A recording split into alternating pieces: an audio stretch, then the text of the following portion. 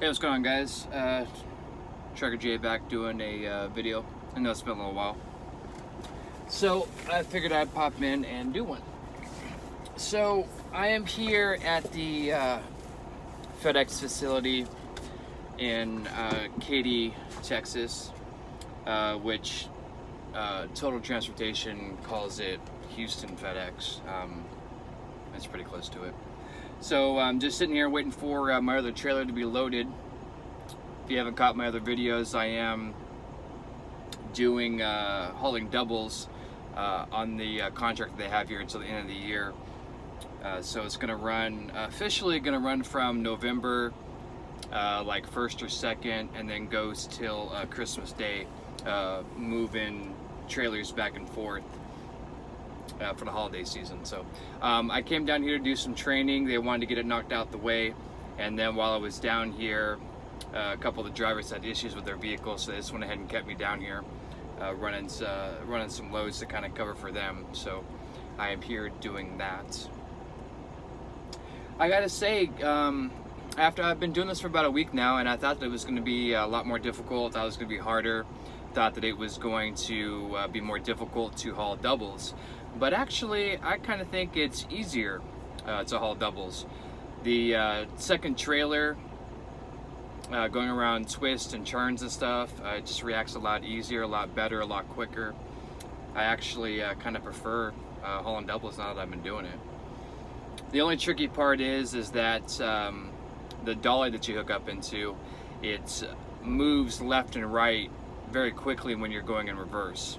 So when you're trying to line it up to get it to the trailer, just the slightest, churn of the steering wheel is gonna, kick that thing left or right. So I think that's probably been about the hardest part, is just trying to figure that out and get it down pretty well. I'll probably end up having to do this in a couple different parts because I can't pause the video when I'm recording on the phone, which gets to be a little bit irritating. But a couple things about FedEx. They're very safety conscious here, so you always have to have something high visibility. When you're driving around the lot, you definitely need to make sure that you have your hazards on. I'm stationary right now, so you don't hear the annoying clicking right now, and that's why. So you can see FedEx trailers for days. So right behind me is the dock that I need, 127. And they are loading it right now. The first trailer is parked over there and it's all ready to go. So when you're hauling doubles, the heaviest trailer needs to be in the front, and the lightest trailer will be in the back. So that's how that goes. So according to the paper that they gave me, actually, the one that they're loading right now is the heavy one. So I can actually go over here and get the dolly hooked up behind the second trailer because it's already loaded. And it's about a couple hundred feet over here, so I don't want to hear any, "Oh, you're driving with your phone." I'm not holding my phone, I'm not even looking at my phone, so I don't want to hear it.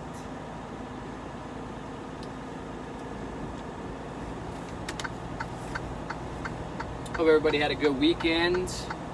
I spent my weekend here at the facility. I was going to drive home for the weekend, but I guess something happened to one of the other drivers that normally works on Sunday, and so they asked me to cover it. So I basically spent the weekend hanging out here on the facility.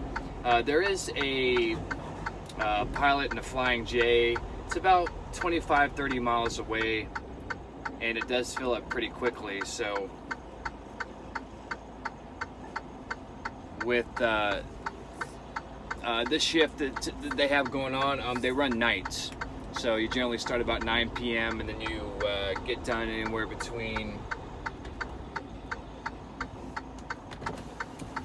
4 to probably about 7 a.m. It just really depends on how many runs you do. So the way that they have it set up right now is that I take one load from here, I take it down to Shirts, I drop off the trailers, and then I bring two trailers back here to Katy. But every other day they have one more additional run that needs to be done. And depending on traffic, it could take a little while to get it done. So that's why there's such a gap there in between, you know, 4 to 7 when you return.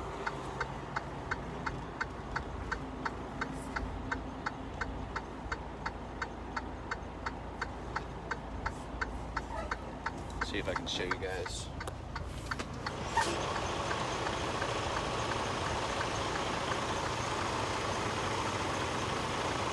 So just slide this little turn, it's going to push it out the dolly and put it back.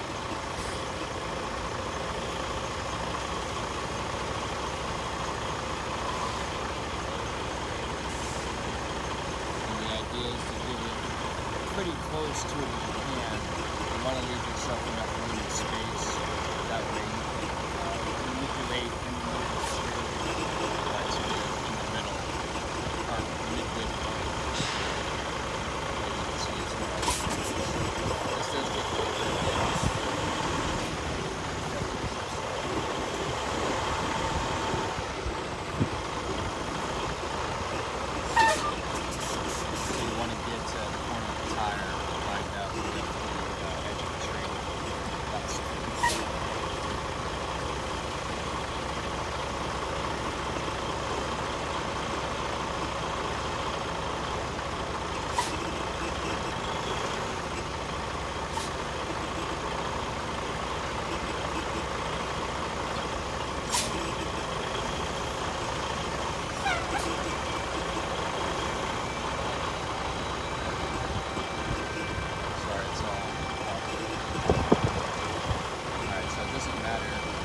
how you have the truck, it just matters on how you have the dolly position. So let me walk out here and I will show you guys how to hook it up to the trailer.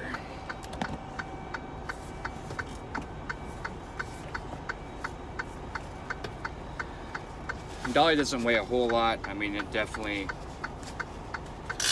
has some weight to it, and it's not so bad providing it's on an incline. If it's on an incline, then it is a little bit more difficult to move. So as you can see, I got quite a bit of space, but it'll make it easier for me to move it. It's probably a bad angle. Oh, so they added the pintle hook. So I mean, it just latches there. There's nothing special about it.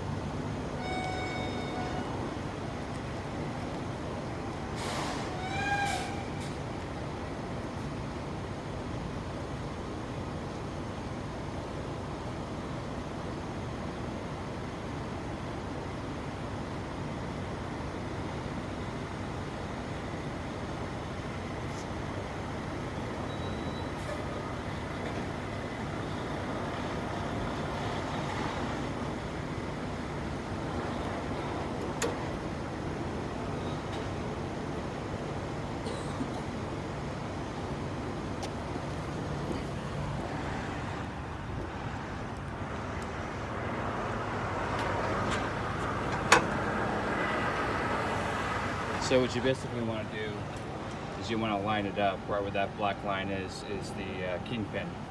And so you get it about straight, so that way when you hook it up to your truck, you just push this thing up underneath it and it's good to go.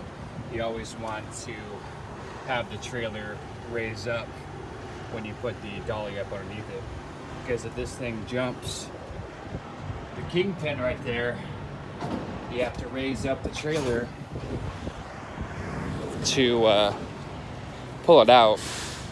And if the trailer weighs a good chunk, you're gonna have a hard time cranking up the landing gear to get the trailer raised up so that you could get the dolly out from under it. So, all right, well, that's the first part of the video. I'll wait till the trailer's loaded and I will do part 2. So you guys stay tuned and I will check you in a few.